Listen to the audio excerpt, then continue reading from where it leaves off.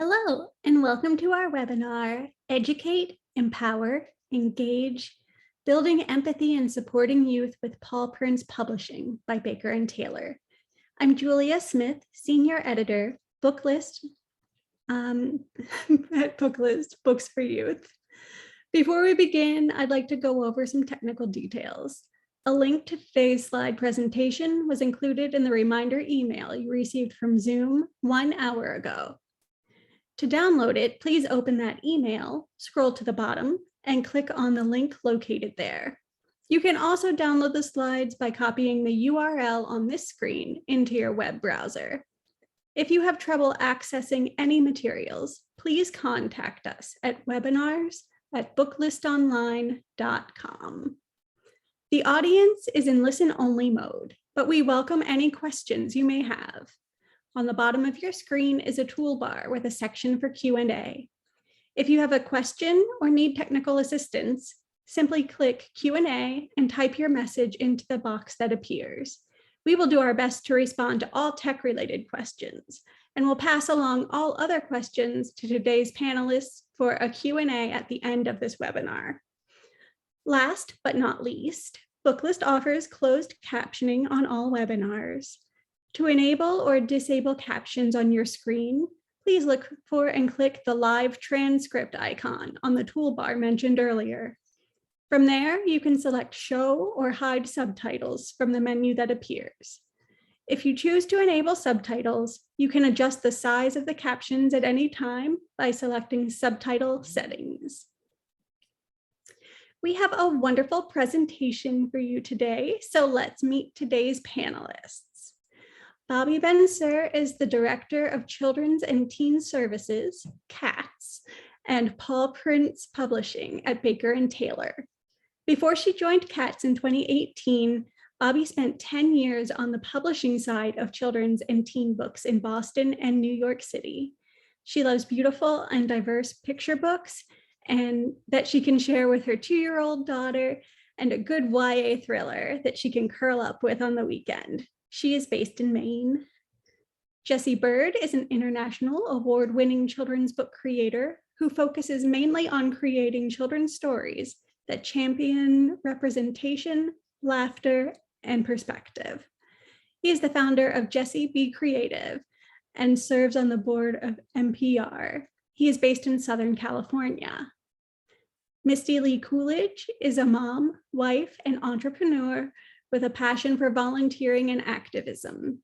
As Mrs. Worldwide 2022 and formerly as Mrs. USA 2021, Misty travels nationally and worldwide to volunteer at food banks and will not stop until hunger is a thing of the past.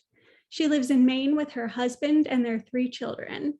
Her fall 2022 title with Paw Prints Publishing is her authorial debut. During our session, panelists will share the genesis of Paw Prints Publishing, highlight titles from the first 2 seasons, and share where the imprint is heading. They'll also share how this publishing program and its portfolio of titles can inspire programming and that empowers young people to leave their own unique paw prints in the world. So without further ado, I'll pass it off to Bobbie. Thank you very much, Julia, and for that really wonderful introduction. And thank you to all of our attendees for joining today. I hope everyone is as excited to hear about some books as we are to share them. And I hope you're enjoying this kickoff to fall, wherever you are joining us from. Again, I'm Bobbie Bensur, representing the CATS team at Baker and Taylor, and I have the distinct pleasure of introducing everyone on the call to our exciting, fantastic new publishing venture for young people. I think we're going to collect questions throughout the session per Julia's comment there and spend some time at the end addressing them. So please do send them along in the Q&A as we go along. First, I'm going to start with some context to today's session in social media slang. Hashtag how it started, hashtag how it's going. Most of you on the call are familiar with Baker and Taylor. We have a long and varied history in the American book world that began way back in 1828. Yes, we'll be celebrating our 200th anniversary in just a few years, and we've left our own paw prints in both the library and bookselling world for almost 2 centuries now. We started as a binder and a publisher of books, and pivoted to book distribution later in the 20th century. Today, we're a premier public library services provider and a worldwide distributor of books and digital content and entertainment goods worldwide. And the Children's and Teen Services Division, fondly known as CATS, of course, CATS, everything we do is CATS, provides workflow, collection development, and programming support for public library youth services librarians around the country. We're honored to be relied upon as a trusted partner in the very special business of connecting literature and learning with communities and young people. It's been an exciting last couple of years for Baker & Taylor, and in 2021, we became an independent company led and owned by Aman Kachar, who's been at Baker & Taylor for I think a decade now, and whose main goal has always been to support libraries where their strategic mission of community revolve around community outcomes. And as such, everything we do and offer at B&T is purpose-driven to help libraries build healthy, informed, and engaged patronages and communities. The 4 E's of our conversation today, in other words: empathy, engagement, education, empowerment. And in that mind think, Paw Prints Publishing was born. You can learn more about what we've been up to and have to offer aside from Paw Prints Publishing by checking out the QR code on the slide here. But for now, let's stick with Paw Prints Publishing. We're returning to our roots as a publisher. Quick poll, if you want to type in your guesses into the Q&A or the chat there. These statistics are based on the 2019 analytics from the Cooperative Children's Books Center. And what's currently available in the children's and YA literature pool, what percentage do you think features characters of color? I'm going to give it a second. Julia, do you want to read off some of the comments coming in, if there are any coming in? Just a quick round robin here. All right, we have one guess at 12. And that's all BIPOC characters combined.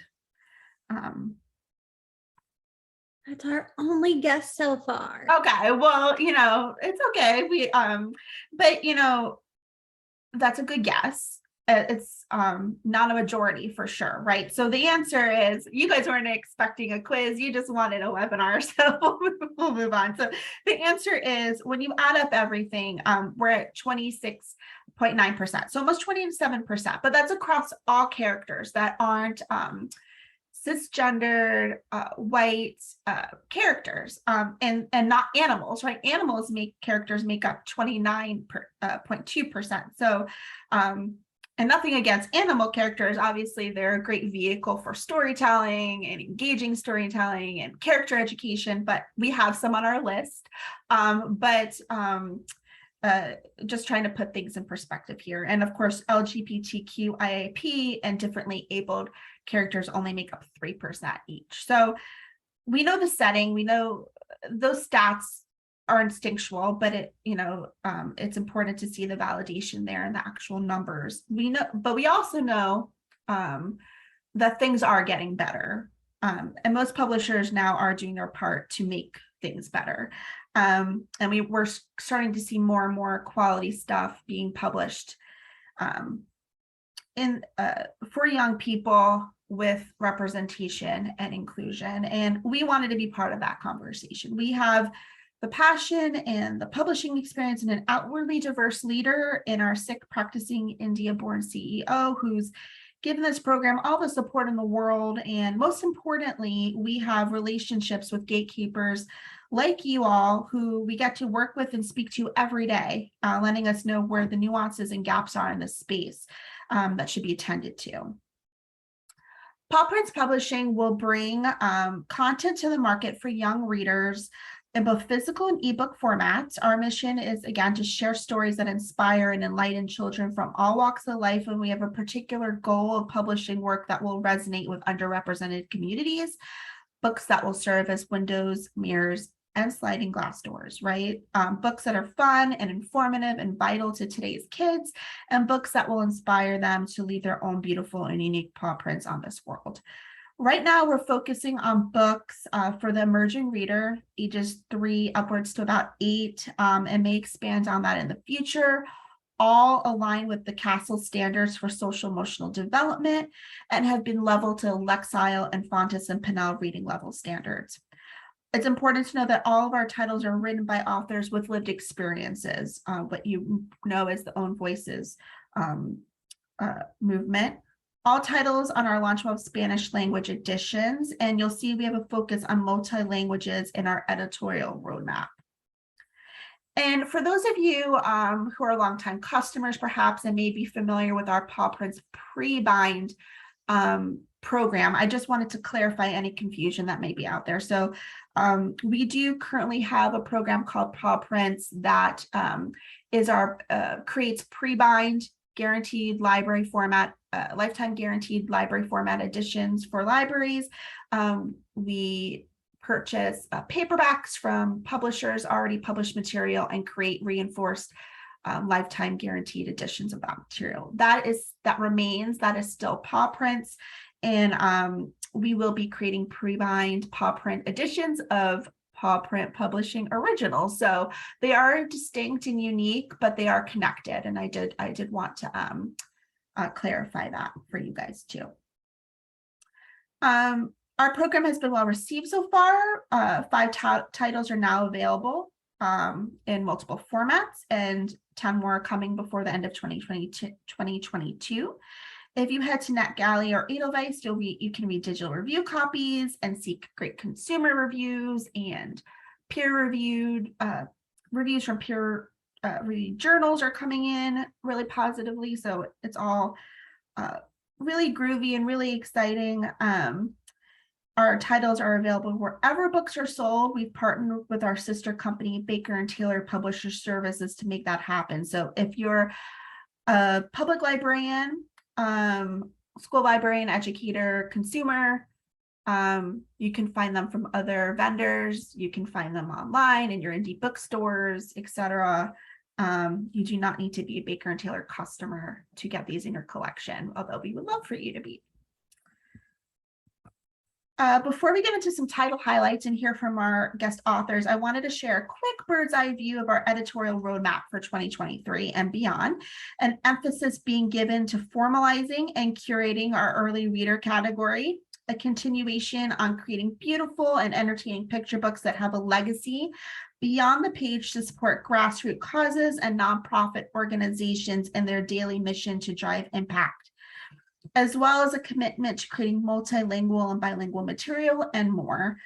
In keeping with our goals to empower and engage young people with our program, we'll also be building a sub-imprint called Kitten Creations, tentatively titled Kitten Creations, which will be our foray into youth publishing. So books conceptualized and written by young people and for young people. And we'll be discussing that more towards the end of our presentation. Again, this program is being built out with feedback by gatekeepers like you. So we welcome considerations and feedback at Paw Prints Publishing at baker-taylor.com. And without any further ado, I'm going to start the book talk portion of, hi everyone, just putting a face to a voice of our session here.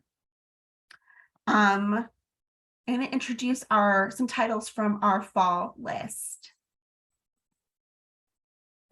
Okay, so I mentioned that we're really trying to focus on early readers. We know they're a big category, an important category for early literacy, and something that you can never get enough quality early readers for your libraries. So, but we want to make sure that we're purposeful about it and featuring characters from different life experiences and cultures in our early readers. So our foray into that is with this series called Gene and Fudge, Forever Friends, about a young Indian American boy who is a practicing Sikh He and his family are practicing six. And at the beginning of the first title, Forever Friends, our protagonist, Jeet, is feeling a little lonely. His family has moved to a new town, and his mom's answer to that is getting some fresh air, a walk, and eventually signing up to volunteer at their local animal shelter as they pass it by on their walk. There, Jeet meets his new buddy, Fudge. They become a quick and inseparable pair, and the rest is history. So this is a series about a young boy, his dog companion, and their adventures in volunteerism and play. We have 3 titles that we're releasing this fall and a 4th scheduled in 2023. There is back matter written about about managing emotions, how to help kids again manage their emotions, volunteer in their community, info about Sikhism. So there's a gateway into learning about another culture and another faith as well. And there is an educator's discussion guide available for this series as well. Here's some interior spreads for you. So cute.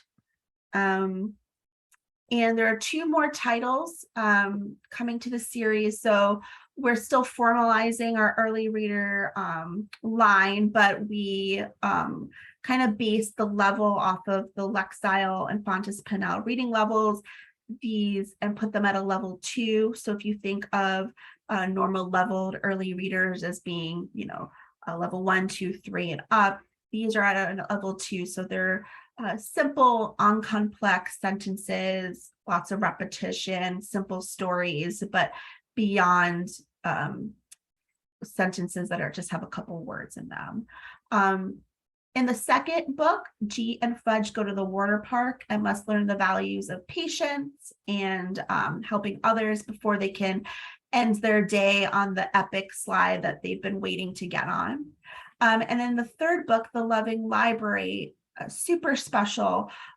We get to see Jeet and Fudge build out a community library after being inspired by a young boy that they see on the TV doing the same. And this story is actually based off of the real life work of a young Sikh boy in Arizona named Anayak. Perhaps you have heard about him or seen him. He was on the Ellen show. You can see him up there. He started a nonprofit called Anayak's Loving Library, where he collects and donates books to underserved communities around the country and now worldwide. He recently just donated some books to the Ukraine. He is one cool kid. And so this book was written in partnership with him. I should say the series is authored by Aman, our CEO, based off of his childhood experiences. And so it's been just a joy to see it come to fruition. Part of the proceeds from the Loving Library are going to go right back to the Loving Library cause, to Anayak and his cause. So just one example of building impact through some of our books. I'm going to move on to the next series, Baker and Taylor, The Adventures of Baker and Taylor. We couldn't do this without anthropomorphizing our awesome mascots, Baker and Taylor, that we've all come to know and love.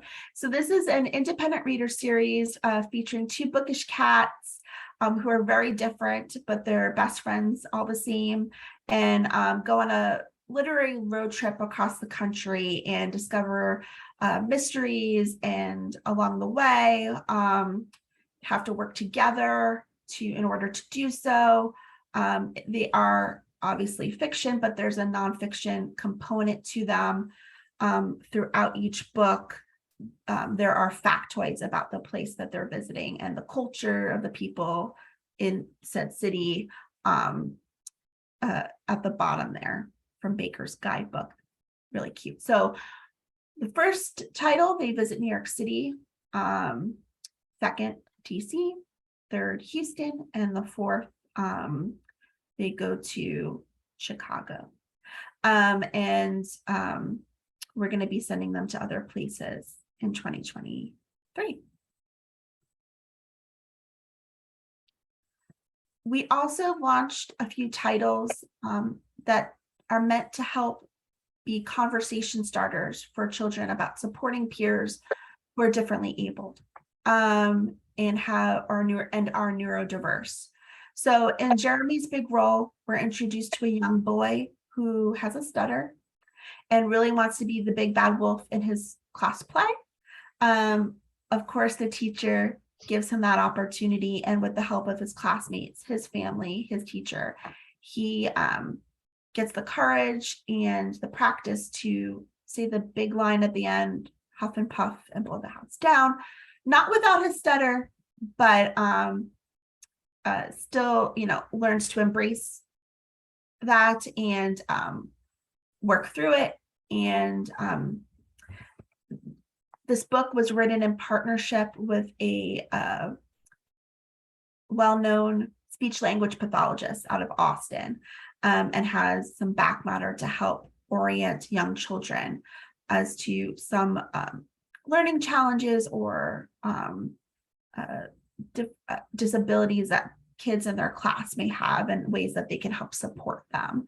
One of the things I love most about this book, and a lot of our books that we're coming out with, is the sort of what I like to call incidental diversity woven throughout. So in this book, Jeremy's parents happen to be two women.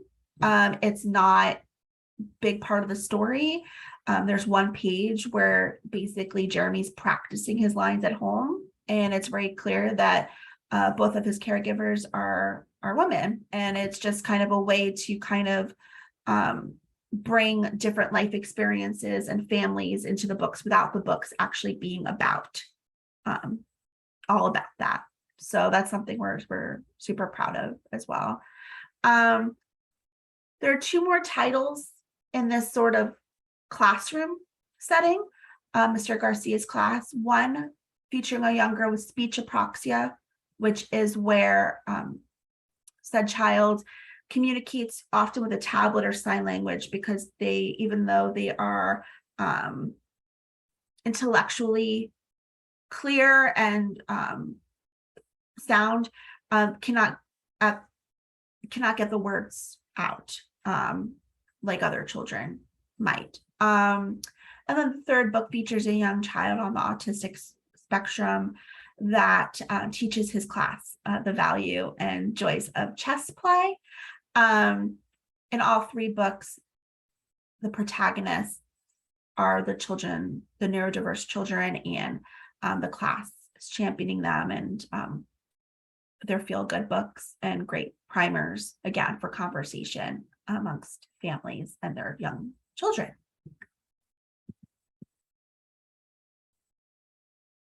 We have a few titles that we're publishing under a line that we're calling Caring for Ourselves in a World Around the World Around Us. There are 5 titles here. One that I am particularly tickled by is called Family Fun. And it features families from all walks of life and how they play and have fun together. At the end, each family culminates at the community playground, and we get to see that really, no matter how we enjoy spending time with our families and our kids, that we're a lot more alike than we are different. One thing I really love about this book is the art. So each spread is informed by the spread before it. So that's best shown by actually looking at it. So the first spread here, a brother and sister play hide and seek. Can you find him? The next spread, outside 3 cousins dance to their aunt. I can't really read the whole text because I have a bar over there above it, but 3 cousins dance to their ancestors' music, right? Can you feel the rhythm? But then you see the boy from the previous spread in the background, and this follows suit throughout the entire story, kind of showing the expansiveness of one community revolving around this centralized idea of play and family time. At the end, there is a discussion guide and some activities written by an educator that brings context to all this and gives real life ways that families can have fun together and kind of talk through the book and talk through the different types of families that they see throughout the book. It is a love letter to diversity and alternative families. Has Misty joined us? So Julia talked about Misty Lee Coolidge, one of our authors, and talked about her passion for volunteering. And actually, she is just landed in Nashville to go volunteer at a food bank later today, or perhaps early tomorrow. Oh, she's here. So just to show her commitment, she is here. Okay, great. So we right on the line there. Hi, Misty. So this last book that I'm going to present before turning it over to the authors is called We All Stir the Pot. And I had the honor and privilege of working side by side with Misty on this. I'm going to let her talk a little bit more about it. I'm going to turn the mic over to her, but absolutely a distinct pleasure to introduce Misty. I admire her very much, and I've learned a lot from her. I think she and this book are going to inspire a lot of families and kids, and it'll also make many families feel seen. So here to talk about kind of her childhood and leading up to her time as Mrs. USA and Mrs. Worldwide, and how that's kind of inspired this book, what this book is about, and how families and librarians and educators can use it to talk about the life cycle of food, food insecurity, and how we can all do our part together to make some real change. So turning it over to you, Misty. Thank you, Bobbie. First of all, hello, book lovers. I'm super excited to be on this webinar today to talk about my debut as being an author. I'm super excited, humbled actually to be here and to be invited. A little bit of background about me.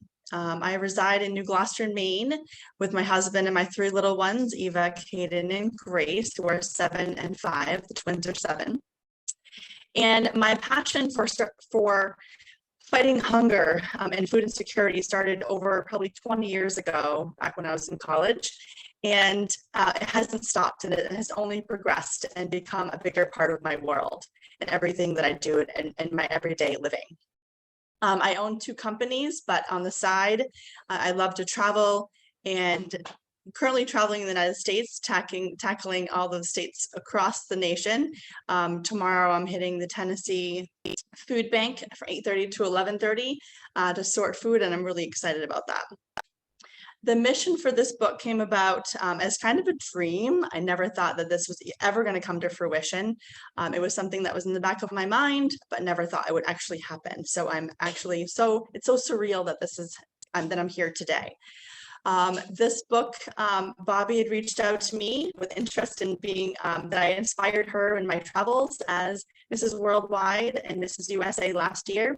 And we threw some ideas together of how I wanted a book to happen, the story of a zucchini, how we can all contribute as people, children, families to the need that's out there and exists today.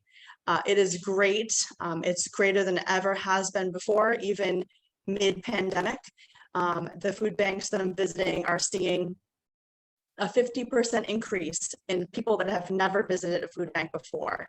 And to me, that is just a major reason that we all need to fight this cause. Growing up, my mom was a single mom of 3 of us. I was the oldest. So the responsibility of taking care of my younger siblings was on me, being much older than them. And so when my mom worked, 3 jobs to put a roof over our head and put food on the table, we had food stamps. We had the WIC program. I remember big blocks of cheese with the homemade macaroni and cheese. I'm sure many of you know what I'm talking about. So back then we knew that we had enough. We didn't know that we had just enough. And now that I'm a business owner and have a family, I know what I faced or my mom faced raising us. And I'm seeing it on a regular basis, visiting these food banks and hearing stories, working on the streets of New York at City Harvest, handing out fresh produce to 5-year-olds that are there by themselves. It is a very emotional path that I'm on, but I love it dearly. So this book really encourages conversation. It is about how families can participate in stirring the pot to end hunger, whether it is a family that grows a lot of vegetables and they're farmers and they have too much that they can't eat and they want to donate that to the local food pantry to make a soup, to make dinner for others. Maybe it's a family that has spices they want to donate. And maybe it's a family that has enough and they don't need, but they have time that they can donate. And to me, that is just as important. And I know I look forward to the day when my kids can join me in volunteering when they get old enough to show them what's out there and that food insecurity is a real issue and that we can all work together to combat it and hopefully end it would be my goal. So this book just follows the zucchini in its path. And I wanted to put together some recipes at the end for families that get this book that may be suffering or may not have enough food in their pantries. These are economical recipes that they can provide for their families. And there's 2 different options, one with meat and one without, for those families that don't eat meat, but both economic recipes that they can also enjoy. My hope is to get this into the books, into the hands of librarians and food pantries, and hopefully make a real impact and start that conversation. Food insecurity, like I said, is a huge issue, and I'm hoping to combat it one book at a time, and we all can work together to stir the pot to end hunger. Wow, that was awesome, Misty. And all after running into your hotel room, and thank you. And yeah, it's a beautiful book. The pathos is on every page, and I think it's just one for you know, an evergreen title that everyone can read to be reminded of all that they have and all that they can give. So, and I should say that part of the proceeds from this title are going directly back to Feeding America and its affiliates. So yeah, one book at a time. But I know that a lot of our viewers are librarians that do a lot in their communities to combat hunger, whether it's with food drives or showing up at hot meal initiatives or coordinating hot meal initiatives. So very glad that we can have this book to add to their arsenal. Yes, super excited. Super excited. It goes to print November 1st. And also, Misty, I should say that probably before you joined, we're going to collect questions and address them at the end. So if anyone has any questions for Misty, how to get involved in the way she has, any additional questions about the books, she can answer them in a short 25 minutes. And here are some ideas about ways to incorporate the book into your programs as well. Thank you, Bobbie. Thanks, Misty. All right, I'm gonna, you could feel good about going off mic, and we'll come back in a couple minutes. All right, so let's see.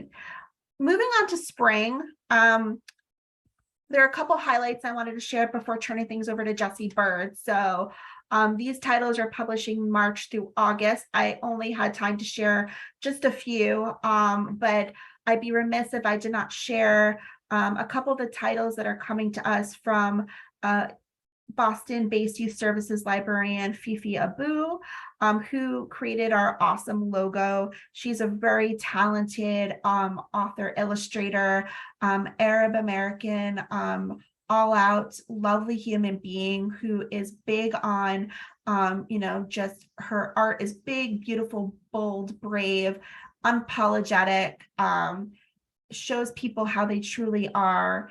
And her books are all about self-esteem, body positivity, showcasing diversity, diverse heritages, and super happy to have her on our list.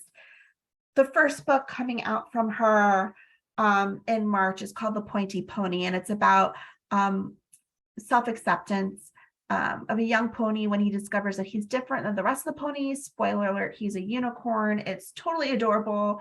He has a super supportive pony family and his pony mom and dad. Great story time read, super fun, but obviously a great title to hand to a young person who may be dealing with identity, their identity, coming out, young transgender child, and really excited to see the evolution of this one. As a Arab American herself, it was important for Fifi to write books that celebrate her heritage. Mama Wears a Hijab is about celebrating really womanhood. It's a love letter from a child to his mother who wears a hijab, and all the different adjectives that describe the beauty that surrounds that. It is a prose poem, if I've ever saw one, but totally accessible to a young child. And there's plenty of back matter in the back about this artifact, or rather this piece of clothing that Muslim women wear. And we are also publishing an early reader called Little Red Hijabi that we're going to be bringing out as a bilingual Arabic edition. So this is kind of really emblematic, Fifi's portfolio of books with us, of everything we're trying to accomplish really with our publishing program. And we're super excited to have her on in our family. We are going to have review copies of these books ASAP, probably within the next few weeks. So stay tuned, and they'll be available on NetGalley or Edelweiss. So you'll be able to check them out then. Katerina Spaeth, debut author illustrator, originally from the Ukraine, incredibly talented, is bringing a couple of books to us over the course of the next few seasons. The first is about a 6-year-old neurodiverse boy, Jesse, who's over the moon when his family adopts a kid in Milo from the shelter. But Jesse does not know that Milo was, quote, born under a rain cloud, and is perfectly happy to be grumpy, just like Jesse's grandpa. And the two form an unlikely friendship, and actually through doing so convince and each other in the importance of actually giving other people a chance and trusting other people, and opening themselves up to other people, even if they remain grumpy. It's good to let other people in. So we have Grumpy Milo, Grumpy Grandpa, and then later in 2023, a really beautiful love letter to the Ukraine, and an homage to her grandfather. And there will be Ukrainian editions of these books as well. So again, just kind of an example of what we're trying to do in the realm of multilingual children's books. Very, very glad to be turning the mic over to Jesse Byrd. I have no words really for this man. He is a lovely human being. Very excited to be partnering with him and his cohort under Jesse Be Creative to bring some content to our program for 2023 and beyond. He's one of the nicest, most talented guys I know, and his commitment to fostering young people's self-esteem and building impact through Kidlit is something to be admired. Hearing him talk is always a joy, and I'm going to turn over the mic to him now so he can talk about just a few titles that he's authored, co-authored, or edited, art directed on our list for 2023 and beyond. So Jesse. Thank you, Bobbie. You're too kind for that intro. And thank you for everybody for joining today. I'm so happy to be sharing this time with you all. Misty, that was an amazing overview, and so happy to be partnered with your mission as well, as we're all driving on this for Young People's Lit. Before I dive into our first title of 3 that I'm going to share with you today, I'll just give you a little context, a little background, so you all know who it is that's speaking to you, whose face is all in the camera. I'll tell you my backstory in 3 parts. First, I feel very, very lucky to have been able to learn from the publishing industry since the age of 12. So my mom used to work for HUD, Housing and Urban Development. She quit her job when I was 12 to self-publish her first book. From there, she self-published her second, and then got a book deal, and has been writing for 20 years. And she has about 30 traditionally published novels. Her name is Mary B. Morrison. I am very proud of her, and yeah, I learned a lot about just publishing and just how some of the gears turn from there. I know you can't see from the screen, but I am 6'8". I'm a tall guy. I've been 6'8" since I was 18 years old. I am not 18 years old anymore, but I was playing basketball in college as a means of paying for my education. One day I jumped up, came down, I felt my knee shift like this, and I realized I had a lateral meniscus tear, and this was one of the most important things that ever happened to me because it gave me a chance to think about what really lit me up, what I wanted to do while I was healing from surgery, what was my dish that I wanted to bring to the potluck of life. And when I looked it in the face, I realized that it was storytelling, and storytelling for young audiences. That's what I wanted to dedicate my service to, helping young people feel seen, helping families feel seen through narrative. And so from there, I went on to sort of attempt to start my own writing career, and I only had plans to really just stay within the writing bubble. But as Bobbie mentioned earlier, a stat from the CCBC that came across my radar in terms of how many books especially featuring Black characters, weren't written or illustrated by people within that experience. And it really urged me and compelled me to do more in terms of not just writing, but sort of being a more holistic storyteller and trying to craft it from art direction to matching illustrators to scripts and the whole 9. And so then went into that and was so lucky to meet Bobbie and the team and Rustin, who actually connected us all and was able to get started on everything and with me. And so now that leads us here to today. That's sort of why I'm in the space. I love storytelling. It is absolutely what lights me up, especially for young audiences. And I'm very passionate about own voices. I'm very passionate about helping and fostering other folks tell their stories as well, because I think that only makes us better as a whole. I think stories in their highest form, are a form of public service, and they're vehicles for empathy and connection. So without further ado, I'll get into Seeking Shanti, because I know we have limited time, so I don't want to spend too much time there. Seeking Shanti is a title that was, the lead writer on this is Sandy Cargill. She's Southeast Asian, her and her family, and so is Ramya Bilori, who was one of our producers on this project. And it highlights a family in Southeast Asia dealing with, what we're seeing so much of and have been seeing so much of, displacement due to climate change, due to natural disasters. You're going to see a connectedness between this title, Seeking Shanti, and the next one we'll go to in a minute, Sunny Days, in terms of families, being either displaced or disrupted and then having to figure out what's next. And this title, what makes it special is partnering with the nonprofit Create Structure to actually provide eco-sustainable homes to the families starting in Southeast Asia and Africa who have been displaced due to natural disasters. So if you've been pushed out of your home due to a flood, due to a hurricane, this company creates these homes that last up to 10 years. They house a family of 5. And they're significantly cheaper than the tarps that are currently being used. And they're biodegradable, like the earth can eat them, as opposed to the plastic tarps that have been used for so long. So it's an amazing initiative. A percentage of the profits from each one of these books actually goes to funding a home for someone who's been displaced. And these homes are also important because they have doors that lock and windows that lock. Violent crime and sexual crime is also a part, unfortunately, of some of these camps when people are displaced, and we've heard that from people on the ground and people who have experienced it. And so that's why we're really touched to create this book. It's illustrated by Monica Paola Rodriguez, who is in Puerto Rico, and she also has a lot of personal experience that she's talked about with rolling blackouts and the hurricanes and Fiona most recently and things like that. So we're really proud of this project. It's beautifully illustrated.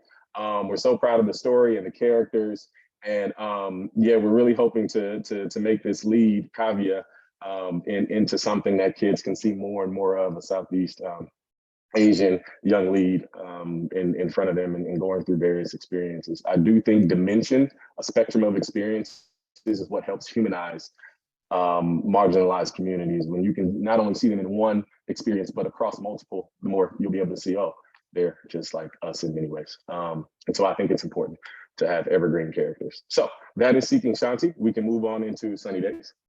So Sunny Days is my very first picture book that I wrote back in 2017. It was inspired by my own family's personal experiences with Hurricane Katrina, being displaced, the uncertainty, the fear, the massive disruption, even learning how expensive it is to flee. I think that was sort of one of my first encounters with that as well.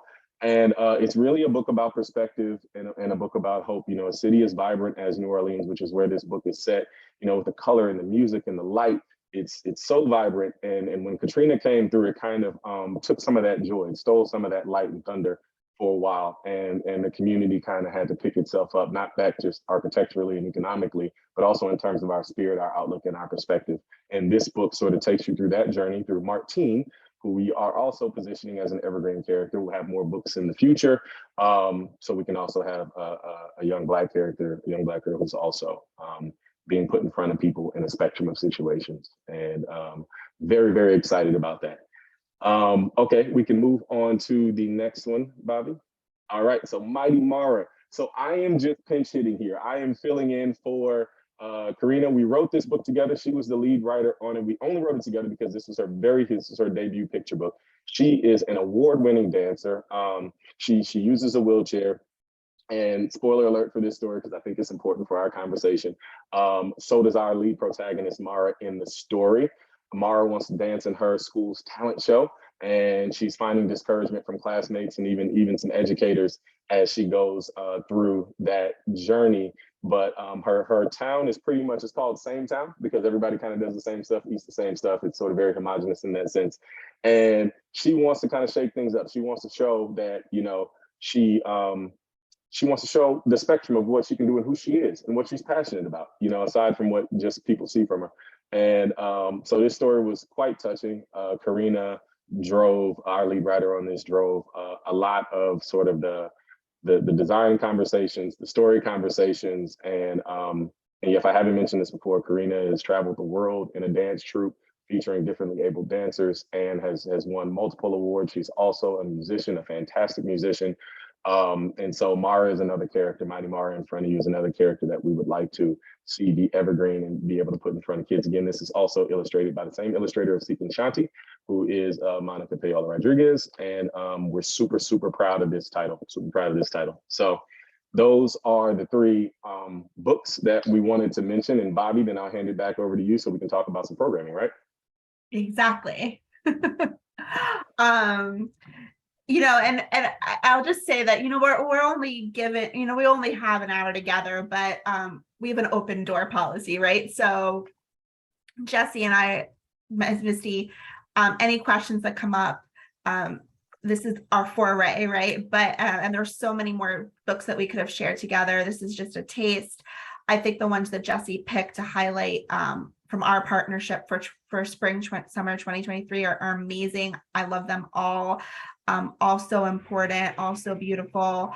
But something I really loved about Mighty Mara, Jesse, is that in the art, what Monica does is really special because it's not only homogenous in the plot or the setting rather, but the color palette, right? So it starts very muted, and as you go along, Mara literally brings the vibrancy to the story, and by the end there's a lot more color. And something important for our viewers to know also is that she is wheelchair bound, but the reader does not discover that till the end, right? And so that Mara is different, you don't know why, and it's my understanding you and Karina really didn't want it to be the focus of the story, right? Which is correct. What we're trying to achieve beyond the page here, right? So exactly. Karina and I had, long discussions about how we would want to do this, and we really wanted to introduce Mara as, a character, this person before we start to sort of show more about her. So it was really important for us to have that big reveal. And the scene that you see on the right is actually the big reveal. And as Bobbie mentioned, it happens maybe 2/3 through the narrative. right before the climax in her dance performance. So yeah, but we talked about that at length about whether we want to show it in the beginning or have it be a part of the reveal, so you get to know Mara first before getting to know her use of the wheelchair. Very excited to bring all three of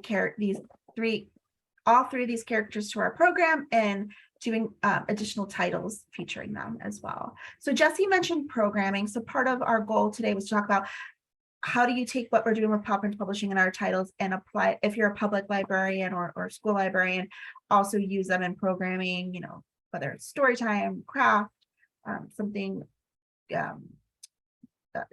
volunteer related, right?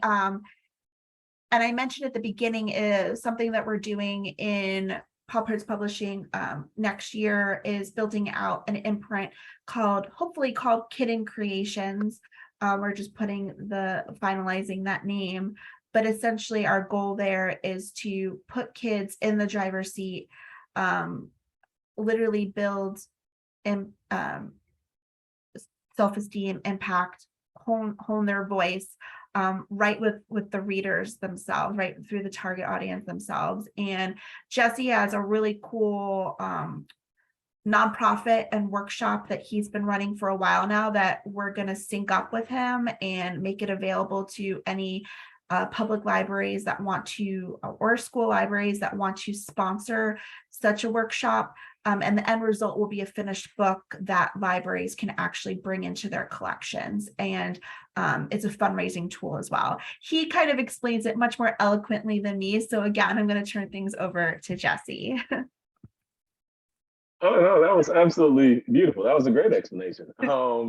Yeah, so this workshop, yes, it takes young people through the process of becoming published authors and creating a picture book. So why even start this? Well, I'm a dual native of Oakland and New Orleans. Grew up mostly in Oakland, but bounced back and forth every year, 4 or 5 times a year to visit family and stuff to New Orleans.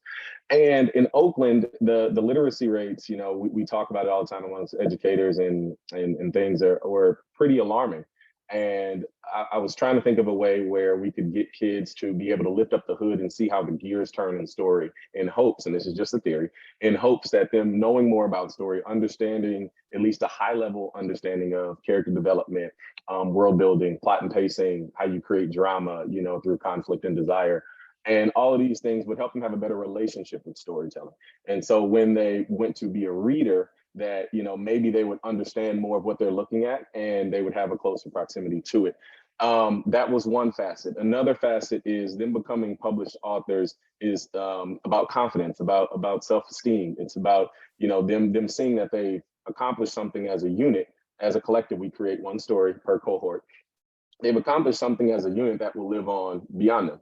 And it's sort of a beautiful thought, and for them to be able to see the product of what they've created is so powerful. So what you're looking at now is a workshop that we ran with a company called New York Edge. They're the largest after-school provider of services in the state of New York. They serve about 40,000 young people. And we did a workshop with them a couple years back, and the kids created a book called The Magical Bakery. So how the workshop works, in a very quick overview, is across 10 sessions, virtually and or in person. What we do is we create the building blocks of the story. So by committee, me or the instructor and the young people will figure out, okay, first session is on world building. Let me show you some examples of what that looks like from maybe some films you've seen, some books you've seen, The Lion King opening sequence, Little Mermaid, Beauty and the Beast, things like that, Princess and the Frog, to show you what it looks like to set the stage of your story. Where is it going to take place? Is it on the moon? Is it in outer space? Is it the deep ocean? Is it the mountains? So we have to pick where our location is. And then by committee, we decide that.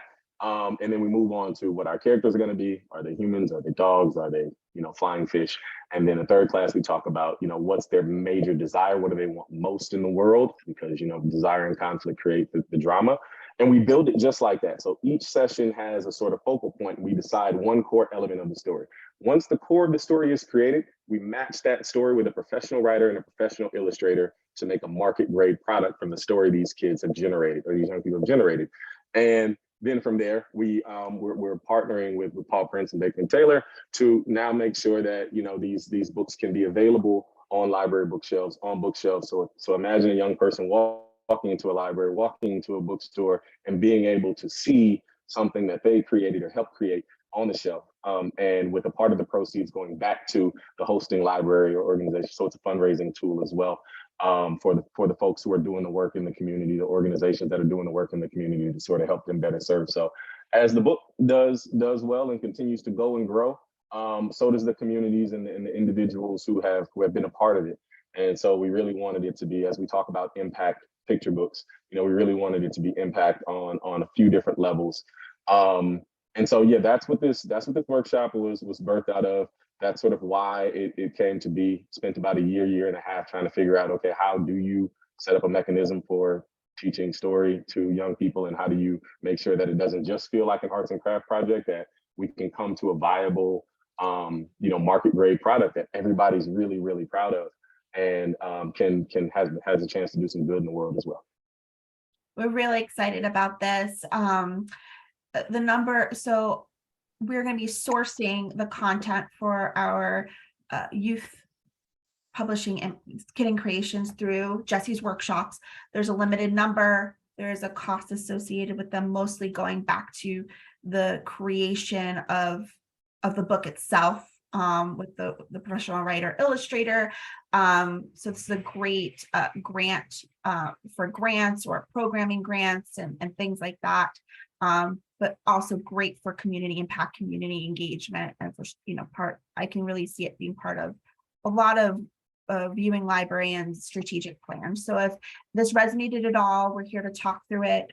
Again, it is a fundraising tool, and part of the proceeds go back to sponsoring libraries. But we're really excited about this piece of our larger publishing program. We're gonna have probably just a couple minutes for questions, but again, we're here to answer anything past time. I do want to just say, for those of you who do get your digital content with us, all of our titles through Baker and Taylor will be available as a multi-use bundle that you can use in our EPOP library tool. If you're not familiar, we have a offering called EPOP Library, which essentially allows you to put digital collections out into the community, so wherever your community members, some may be patrons, some may not, are hanging out, whether it's the coffee shop or the DMV, they can see that their library is bringing them content while they're waiting, while they're hanging out. Remind them that their public library is there for them.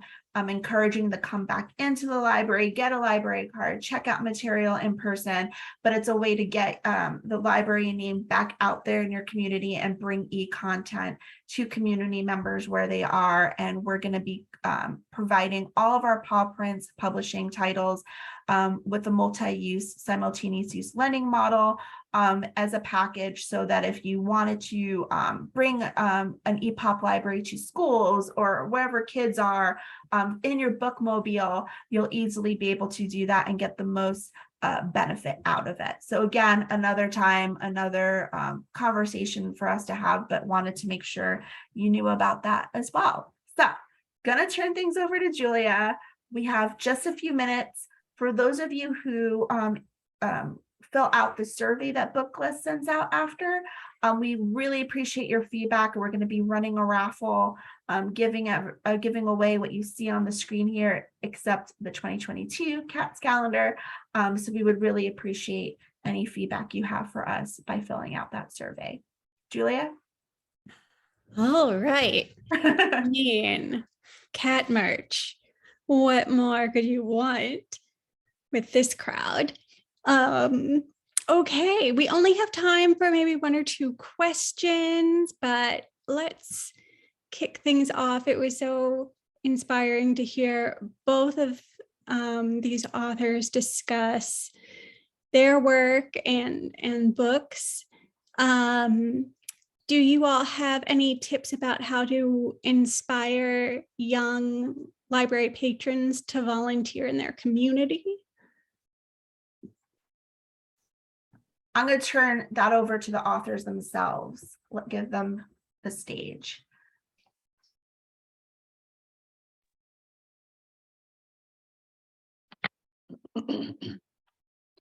Hello again.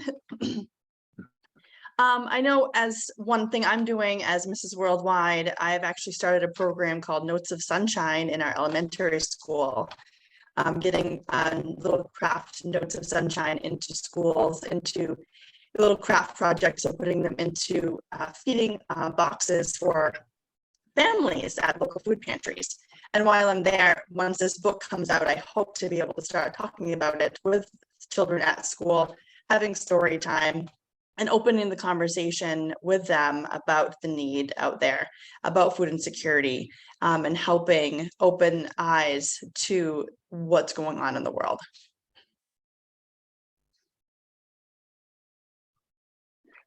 Yeah, and sort of what I've been doing on my end is these tutorials and walkthroughs with illustrators and artists that come, and we do story time, but also we'll teach kids how to sort of draw and create different things inside of a picture book. So it's a bit interactive during our time together, and we're hoping that the more interactive we can make the experience, the more engaged we can make sort of the things that we do live and virtually.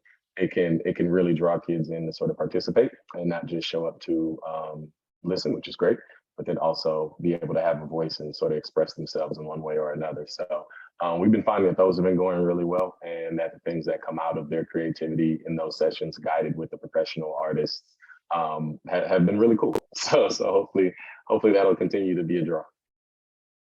Yes, amazing. Bobbie, it looks like you have such a wonderful lineup of authors as a whole. Can librarians reach out to you about something like maybe an author visit or like virtual visits, something to work into their programming? Is that something you all offer? Sure. Yeah. So that email, Paw Prints Publishing at baker-taylor.com, will go to me and our team, and we're definitely open to author visits, virtual author visits. We have a great list.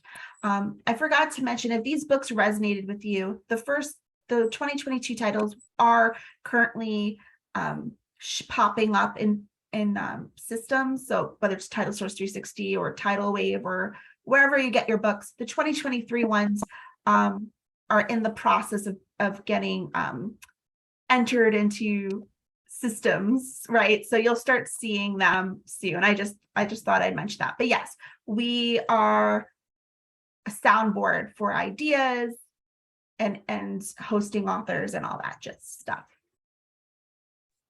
Fantastic. Here is a question from Grace La Rochelle. Can Jesse tell us his favorite illustrators that inspire him? Sure. I mean, you have the sort of popular Highline folks like Kadir Nelson, who's amazing. There's an artist, GDB, who I have Geneva Bowens, who is phenomenal.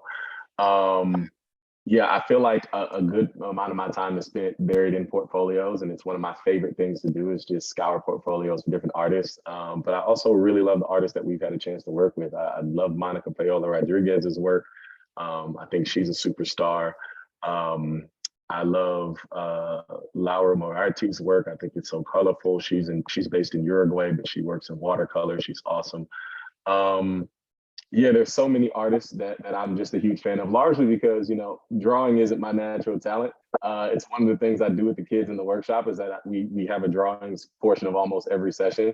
And I make sure I show them my drawing because I want them to know that, like, you don't have to have a natural proclivity for every aspect of the project to have a meaningful contribution to the whole.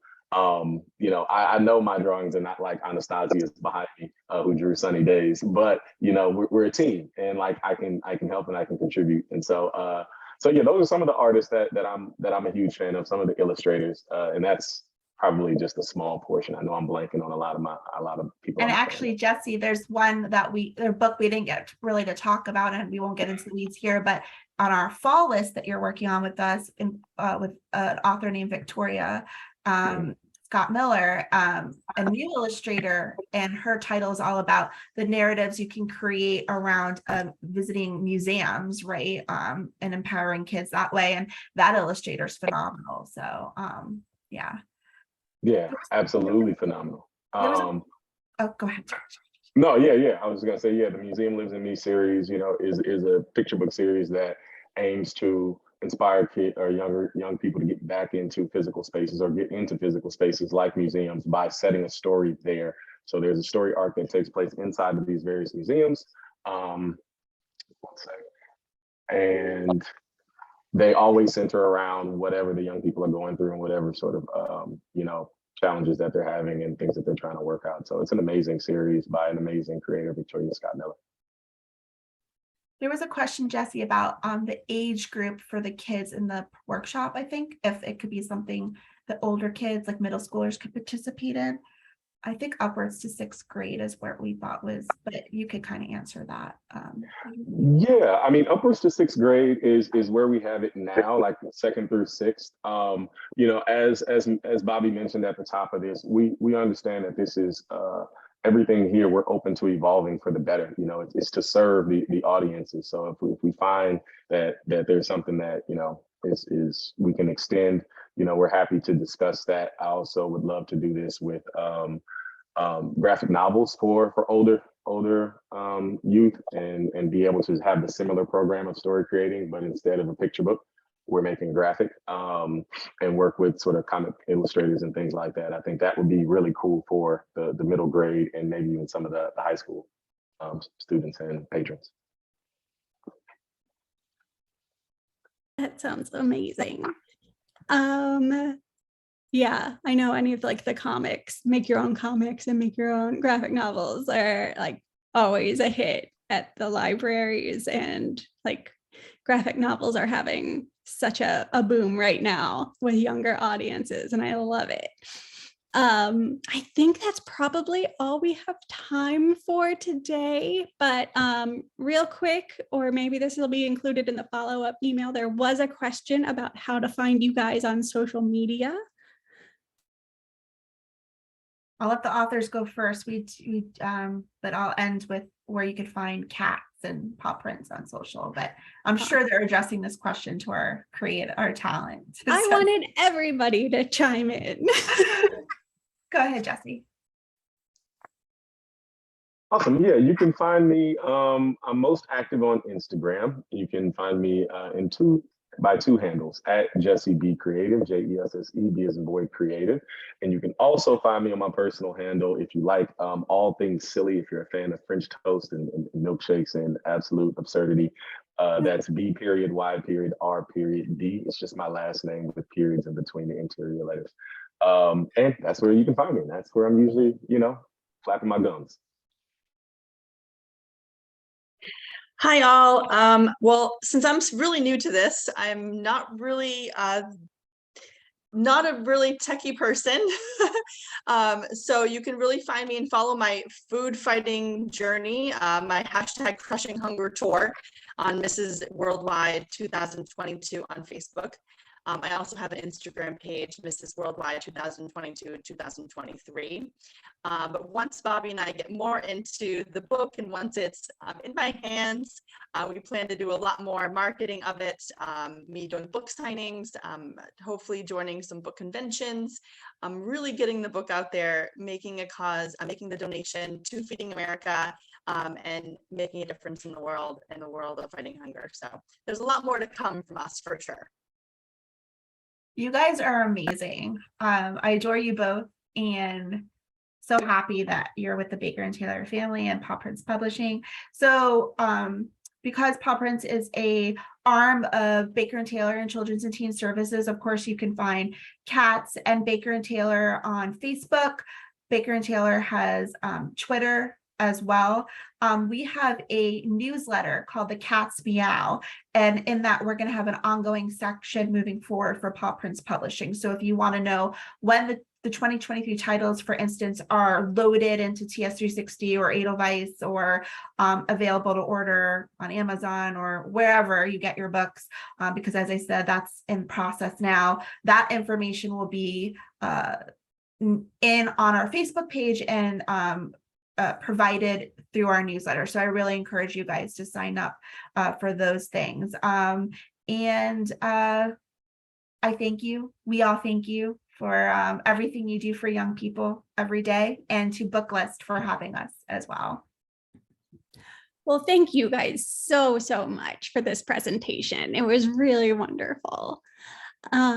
So I think we'll just wrap things up now with a few housekeeping slides. Tomorrow, all attendees will receive an email containing links to today's slide presentation, certificate of completion, and video recording. For more about Booklist webinars, be sure to visit booklistonline.com/webinars, where you can view archives of past webinars and register for upcoming ones, like those you see here. Have you heard? Booklist Reader, our new magazine that offers reading recommendations to patrons of all ages, is coming to print this January. Go to bit.ly/booklistreader in print to find out how you can order print copies in bulk for your library. Already have a Booklist subscription? You can share the latest issue now. Go to our website for more details. Thank you for joining us for today's webinar. One more huge thank you to all our panelists and to our sponsor, Paw Prints Publishing, an imprint of Baker and Taylor. This concludes today's webinar. See you next time. Bye, everyone.